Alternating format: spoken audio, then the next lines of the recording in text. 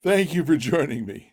Uh, you honor me with your presence, and I'm really excited, as you can tell, about our study of Genesis, which we're undertaking. It'll be 13 weeks. Now, I have been studying Genesis intensively for 12 to 15 years at a minimum. I have lots of material, more than we could possibly fit into these roughly half-hour sessions, and that will be made available in various ways for you. So just be ready for the opportunities that I give you. We're going to start with the very first chapter of Genesis, the first event in Genesis, with the creation, and that starts in just a moment.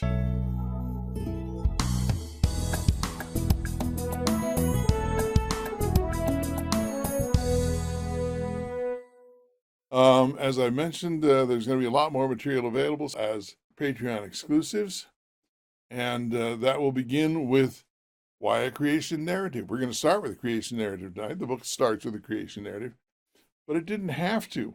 And why? How can I explain that? Well, that's in the exclusive, but there's a good reason to say that. I'll just give you a hint. The Gospels, only two of the Gospels have a Christmas story. And the Gospels begin, all four of them begin in different places. And so it isn't necessary when you say begin at the beginning that you're going to begin at the same spot, but they needed a creation narrative, and what that is, we'll get into in that exclusive. But for tonight, we're just going to go with this information. In the beginning, God created the heaven and the earth. This is a very simple statement, but a very important one. And the creation took this form. And that is, in day one, God created light, and he called it day. It's interesting because we think of light, our scientific minds, our Greek indoctrination, our scientific orientation. When we think of light, we want to know about the speed of light. We want to know about is it a particle or is it a wave? Because that's what science tells us it acts both ways. But here we have in creation, the creation account, and he called the light day. So it's not about light as an abstraction or light as a principle or light as a wave. It's about light as a period of time when it is light. And that's important because the audience that's receiving this is not the audience in Eden. That's when the event took place, is creation of Eden. But the audience that is receiving this is an audience that is after the flood sometime. Scholars differ about the time and exactly when it was written. I believe it was written by Moses and Midian, for which there'll be evidence later. But the point is simply that daytime for people who live after the flood is the safe time to be out. There are predators out. There weren't predators in Eden. Don't misunderstand me. But in this world that we live in, and I live on the prairies in Iowa, and I hear the coyotes every night, just about. There are predators out at night, and we can't see well at night. So day is an important thing in creation because it allows us to function. It's a time when we can go out and see and be safer from predators and other things. The other thing that happens here is that God is setting boundaries, and we'll see a lot of this in this first bit about creation, because there's light and there's day, and there's a boundary between the two. The evening and the morning are the boundaries, and they make, the evening is the dark part, the morning is the light part, and it makes a 24-hour period. That's now, of course, they didn't have 24 hours, but that's still the way they would have thought, the way we think of a day, a full day. So that is the first thing that happens, is God separates the light from the darkness, and he's going to continue to do this by making boundaries and organizing things. If you go into, unfortunately, into my office too many times, things are all over the place, and they're scattered and they're not organized. And when you begin to organize, you begin to create, you begin to bring order to things, you separate them into piles, and you put things that go in this drawer and things that go in that drawer and things that go over here and so forth. And that's what is going to take place in creation. God is going to begin separating, defining, and then something else. All right. So that's what happens the first day is he creates a period of time when it is light. And as we'll see, this may or may not include the sun, moon, and stars. We'll get into that when we get to the fourth day. The second day, he makes a vault. That's the best translation according to Robert Alter, and I think he's correct there. And again, because he's separating things, the water above and the water below. And you say, what about the water above? We think of the atmosphere. We think of clouds and the what we call the water cycle, where water goes, is vaporized, goes up in the clouds, rains down on, and drains into rivers and so forth, and eventually goes to the sea, and then is evaporated again. They have this cycle that goes. They didn't think about it that way. They knew that if they went out in the daytime, that sometimes water fell on them. Again, well, this isn't Eden. This is the audience is after Eden. And so he's explaining to an audience that lives in our world, the world after the flood, the world after sin. He's explaining how we got here. And that's important to understand. Again, some of that information is in Why Creation narrative. Anyway, there's a vault. It's a physical structure in their minds. And they know that because there's water up there and it doesn't fall all the time. So there must be something holding it up there in their minds. And there is. But in terms of science, we have a different definition. But from their point of view, God was protecting them. He was dividing these waters so that they had this area that they could operate in between the waters. Now, again, we think of the atmosphere. They didn't think about the atmosphere any more than fish think about water. In fact, one of the things that happens is I often will take an empty cup when I'm talking about this, and there's nothing in it. And I say, what's in this cup? People say it's empty, but of course the answer is it isn't empty. It's full of air. But we tend not to be aware of air. We don't think about it.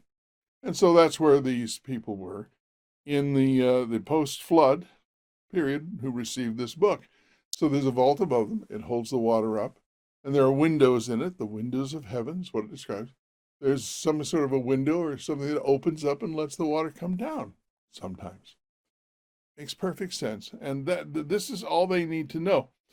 God never wastes anybody's time, and he doesn't go into scientific theory for people who have no scientific knowledge and no scientific, even the concept of science. For them, and this is because they had been deceived by Satan for centuries, and perhaps millennia. They had been deceived by Satan for so long, and so they didn't understand all of these things. For them, everything that happened that was more powerful than they were was a god in some way. You worship the Nile because the Nile is powerful. It might kill you, it might flood, and of course, it also brings life. It brings death when it floods and sweeps away your handiwork and perhaps you and your children. But it also brings the silt. They don't think about it that way, but after the flooding, it brings this rich soil, which brings life. And then there's water. Take a look even at the satellite picture today. You get very far from the Nile River, and there's nothing growing. It's all desert. It's very, very sparse vegetation, if any. And so the Nile is a bringer of life and death, and all you know is this overwhelming power. And so you say, well, that's a god. Of course, it isn't a god in Genesis 1, and as we'll see. But the point is, the rain, all of these things are divine entities. They're gods, and somehow the creation account in Genesis 1 takes all of that out of it and just simply describes it as the creation of God. God has set this thing up. None of these things has power on its own. But again, for them, so they don't have when you talk about scientific law, they don't see. So there's no scientific law. There is simply the action of these overwhelming forces upon them, and these overwhelming forces must be, again, listening to Lucifer. They must be gods, even though many of these gods are hostile and evil and terrible in their operations. But of course, that's what Lucifer wants us to believe about God. So the first thing, again, he separates light from day. He separates the waters above from the waters below. And then on day 3, he separates the waters from the dry land. The dry land appears, the land is filled with vegetation. He says, let there be. Interesting that God's commands, we take them as commands. When he says, let there be, his word goes forth and the earth fills with vegetation. But his commands are permissions. Let is a permissive, not a coercive command. It is not a demand. It is a permission. Let it happen. Let these things happen. God has put this in the land. Let this come forth. So he separates the land from, again, there's boundaries. And he says in Job, for example, that he sets a boundary for the seas. And of course, that's what's important. We set these boundaries. We organize, again, like organizing your desk, organizing your kitchen, whatever it is, you separate things and you put them in discrete piles or discrete groupings. And that's what he's doing with the water and the land here. He's organizing. And then he filled it with vegetation. And this is going to be the pattern throughout creation, is that God is going to organize, to separate, to bring order to things so that there's not just water everywhere as there was in the beginning. And then he is going to fill it with life. And of course, life needs this regularity. Life needs these things to work the way they do. And there's a parallel. Many people have seen this. Is not invented by me. Day 4, he puts the lights to rule, to divide and rule. In day 4, he uses the word as he made the greater light and the lesser light. He doesn't give them the name of sun and moon, because in every language, including our own, sun and moon are actually the names of gods. Now, we don't think of it that way, but that's where the names are derived from.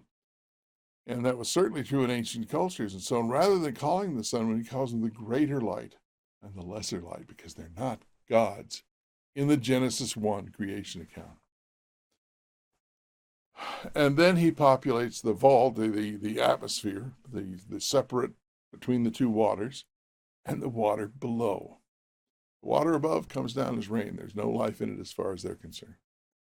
But he populates it. He says, let there be. Let there be birds that fly through this separation between, under the vault and above the water below. And, of course, there's land below as well. And then the water below he fills with all of those things. And it even specifically mentions Behemoth, the sea serpent, because the sea serpent was this great enemy in the other creation accounts. Again, if you want to know more about this, you want to find out why there's a creation account. But in the Genesis 1 creation account, everything is created by God, and there's no conflict. All right. Day 6, God creates the land animals. He separated the water from the land because they're different kinds of fauna, as we call it. There are different kinds of animals that live in the water, and different. We don't have gills, and there are different kinds of animals that live on the dry land. And then, at the first time that he does any discussing of what he's going to do, until then he just says, "Let this happen." But when it comes to humankind, he says, "Let us make man." He describes what he's going to do, and you'll find more of that in the section on. I'm sorry here. And you'll find more of that in the section on what is it? What is the image of God? Because we'll go into that in detail, but we don't have time here to go into that in great detail. What does the image of God mean in Genesis 1? Not necessarily throughout Scripture. Don't misunderstand me. There are many things that apply, but in Genesis 1, it's very specific, and it's very, very clear from the text itself, which is what we try to stay faithful to. All right, so God creates. When he does creation, he does it from two things. Number one, he creates by bringing order. God creates by bringing order, and then he creates by filling the earth with life.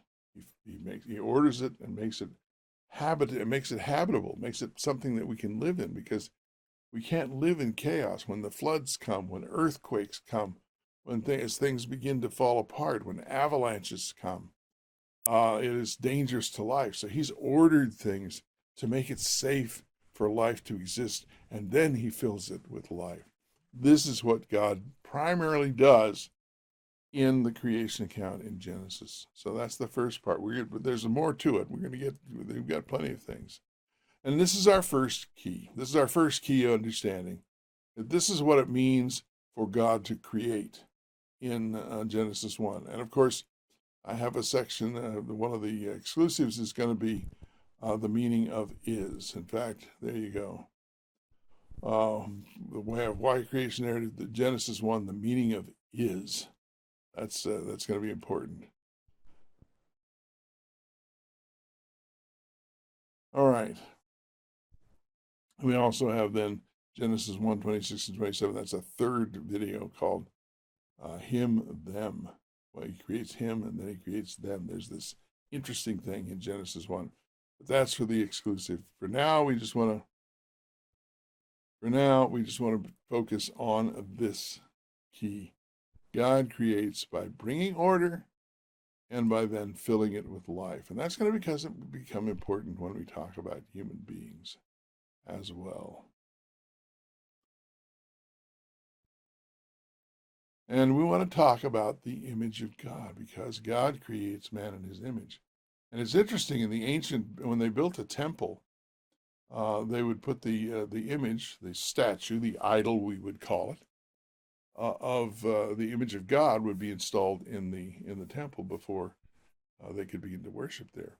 And so this, as is often common in the Bible, God meets people where they are.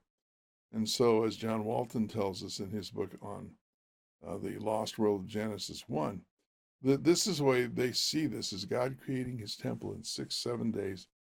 But it's so different, because instead of, as we'll see, instead of the image of God being a statue, it is a living being. And instead of being made by humans, it is made by God himself. So this is a wonderful thing that happens before we get to the Sabbath. Of course, we'll get to there. The image of God is to function as God functions. And if that seems like a strange definition of creation, or strange definition of the image of God, then you want to see the exclusives, because we talk about what it means when God creates something in Genesis 1. It's very important to understand that, and to what it means to be in the image of God. We'll give you the broad outline here, the details in that other video. So the way we do this, the image of God is, now God, this is the Robert Alter translation, he held sway over the earth.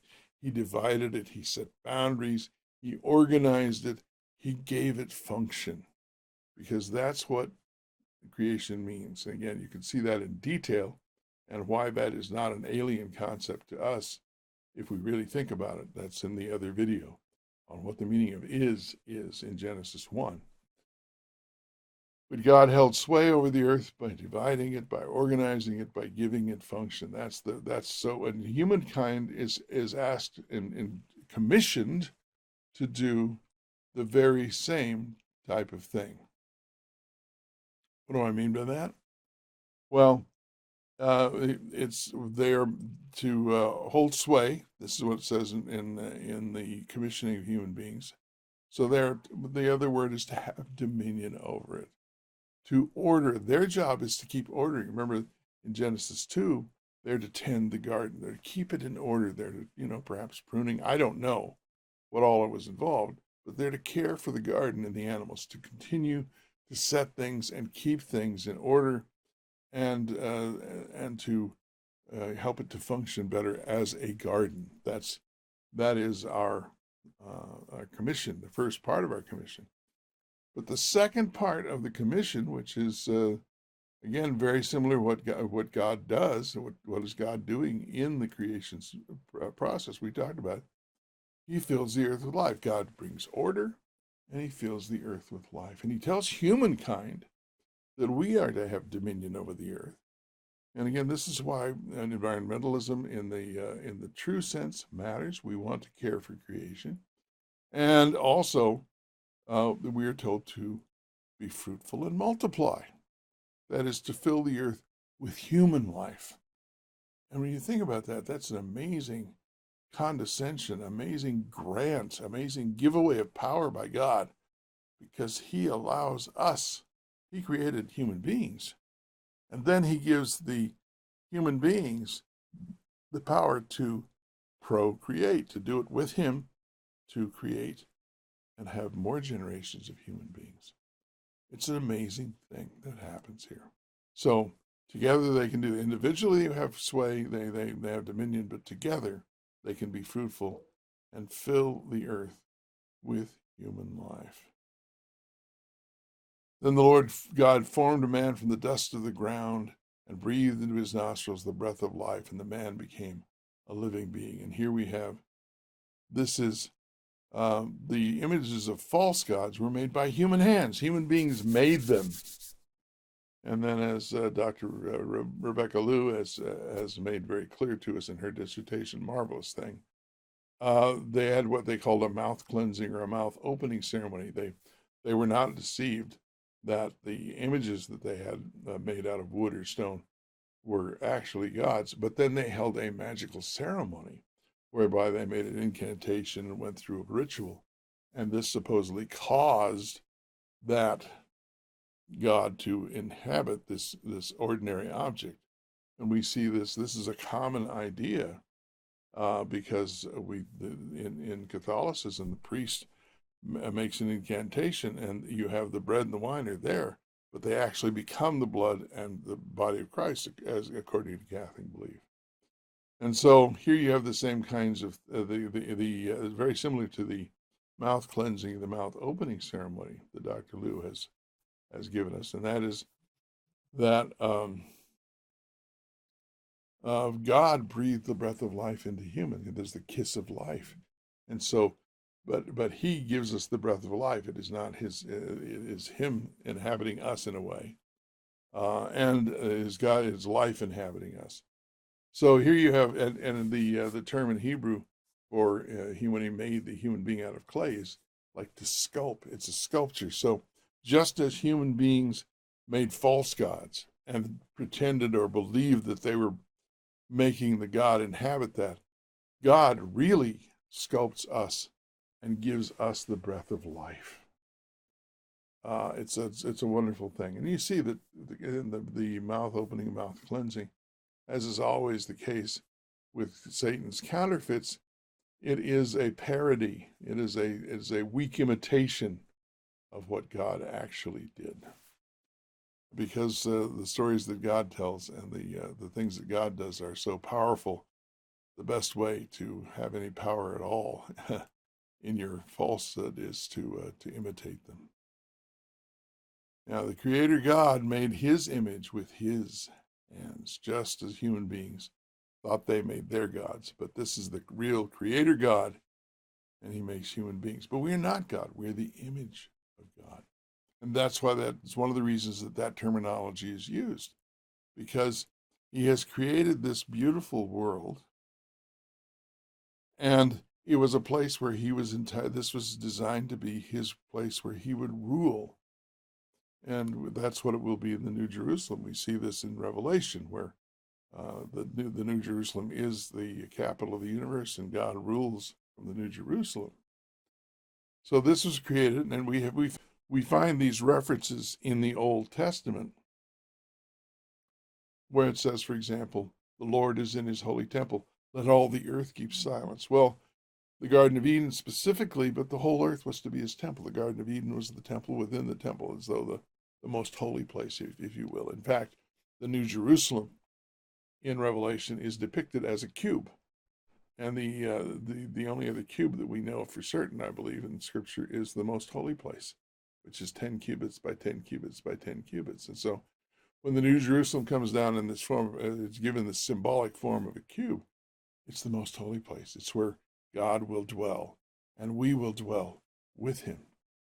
And so the Lord is in His holy temple. Let all the earth keep silence, because all the earth is to be His temple. He has created the temple, and similar to, again, Satan's parody, when they made gods, when human beings made gods and made temples, the last thing that happened was once the temple was, there was a dwelling place for this deity. They would put the statue, what we call the idol, they would put this image of God inside the temple. Well, what happens here is that God creates his temple, and we are the image of God, and he puts us in the temple, and then he wants to dwell with us because, well, we find this later, evidence that God wants to dwell with us. But there's also, he came in the evening. There was this person, face-to-face contact with human beings in the original. So in Genesis 1, to be in the image of God means to function as God functions. We saw that. As God brings order and separates and puts boundaries and organizes, that's the first part. And then God fills the earth with life. And that is our function too. We are to bring order to the earth, and we are to fill it with human life. So that's the dual connection. That's the next key, the total key. And to explain, again, to mention this, to understand this in detail, you'll want to see the other video or Patreons, for my patrons there, and you can find out what's involved in that. Genesis 1, 26 and 27. He created him, he created them, and this is all here. Finally, the last key, and this is very important in the creation narrative, is the Sabbath. But Sabbath doesn't mean rest. Neither does shalom mean rest. It means peace, essentially. The Hebrew root for Sabbath is ceasing. And we'll see what that means in detail here in a second. The Hebrew word nuha is rested. And manuha is the resting place. So God has created a resting place for himself on this earth, in this temple, and with the image of God, his people. And so what happens with Sabbath is that he ceases. Now, you'll find, if you look, this is something that I can go into detail in other places, and that is, and I probably will make this available as well in an exclusive, and that is, you have a 6-day creation, and it says in the morning and the evening were day one, the morning and the evening the second day, the morning and the evening, and so forth, until day 6. The morning and the evening were the 6th day. But it doesn't say this about the Sabbath day. It never says the morning and the evening were the Sabbath day. And there's a reason for that. But God did not cease, and he did not rest because he was tired. Neither were human beings. They were created on Friday. They weren't worn out by, sundown Saturday or Friday night. So why does God create a resting place when nobody's tired? Well, it doesn't mean to lie back in a hammock or to do nothing. We'll look at that here in a moment. Here's what it says. Then the heavens and the earth were completed, and all their array, and God completed on the 7th day the work that he had done. He ceased. There's Shabbat. He ceased on the 7th day from all the work he had done. He didn't cease from doing everything. He didn't stop maintaining the world in space and keeping, in whom we live and move and have our being. He didn't let us die for a while or something. He didn't cease to function as God and ruling the universe.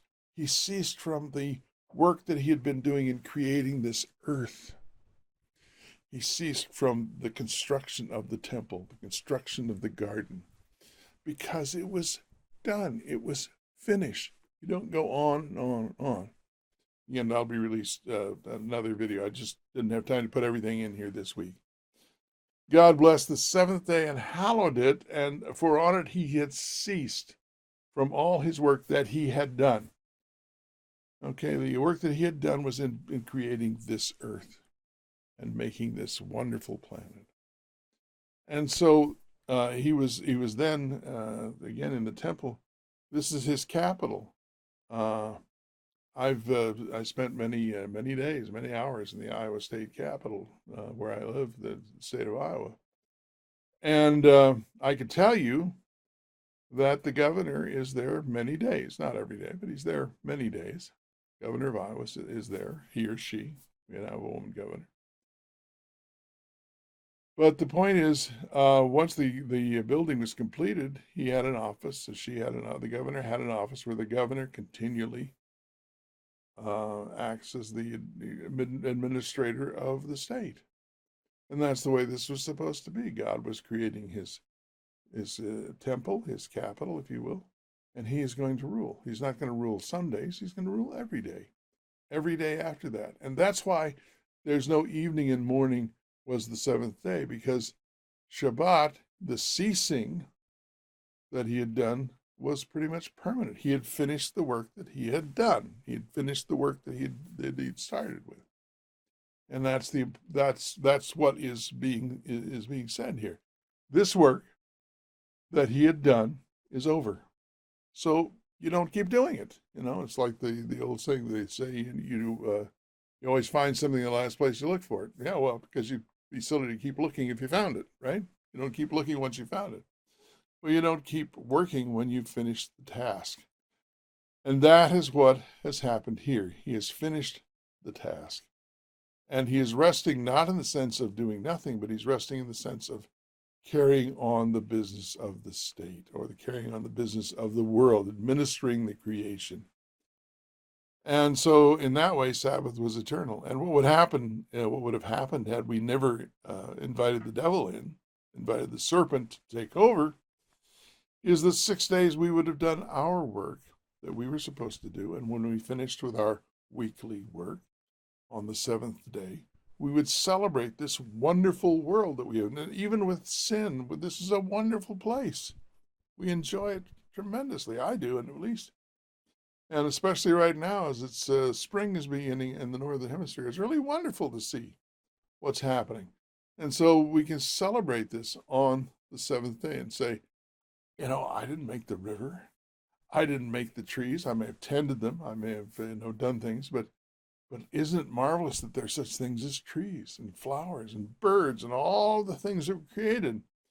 And isn't it marvelous that he made a helpmeet for me and gave me a partner in this whole process? All of these things would be celebrated on the Sabbath. It wouldn't be a matter of inactivity, but it would be a matter of, on the seventh day, of worshiping God. And on the 6 days, the resting would be doing what we were created to do, which would give us great joy, by the way. So the Nuha is rested. Manuha is the resting place. God rested on the seventh day because his resting place was completed. And it was not designed for one day, one evening and morning. No. It was designed for eternity. Now, we got in the way and we messed up, but of course, it will be restored, and it will be eternity after that. And it's the neat thing about infinity. Even if you divide it in two, you still have, you know how that goes mathematically. So there is our third key. God intended to rule forever, not for merely one evening and morning. It was never intended that he should do that. And so here are the three keys from this lesson on the creation. And they are simple. God creates by bringing order and filling the earth with life. That's what creation means in Genesis 1. In Genesis 1, the image of God means for us to function as God functions. That's the image of God. We will do what he does. And of course, Jesus, I think it's John 7, says, I only do what I see my Father doing. Well, that would be acting in the image of God. And of course, Jesus was God, but he also was in the image of God because he was human. God intended to rule forever, not for merely one evening and morning. And so I hope this has been beneficial. I hope you have a new appreciation for creation.